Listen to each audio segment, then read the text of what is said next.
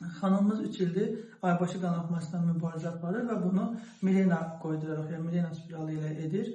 Milena spiralının kölgəliyini hal-hazırda görürük. Mən burada oxula göstərəcəm.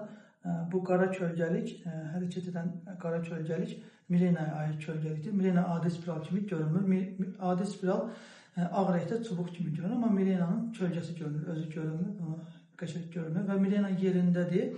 Ancaq yerində olsa belə xanımda qanaxma var. Qanaxmanın səbəbi isə böyük ehtimalla buradakı miomanın böyüməsidir. Burada yumru top kimi bir şey görürük. Bu miomanı göstərir, yəni miomanın görüntüsüdür, tipik mioma görüntüsüdür. Miomanı gördüyümüz zaman ona Doppler qoyuruq, qan dövranına baxırıq.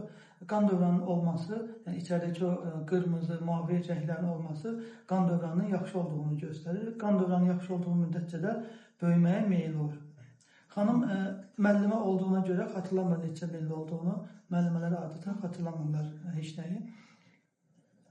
Və ölçünü ona görə əvvəl necə olduğunu bilmirik. Hazırda isə 5 santiyə yaxın bir mioması var. Miomanın da ölçüsünü ölçək.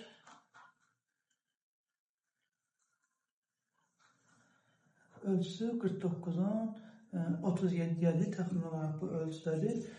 Belə olduğu zaman biz pasiyentlə ətraflı danışırıq, ona başa salırıq, yaşını, doğurqanlıq istəyib, istəmədiyini, əməliyyat risklərini başa salırıq və nə istəyirsə onu edə bilirik.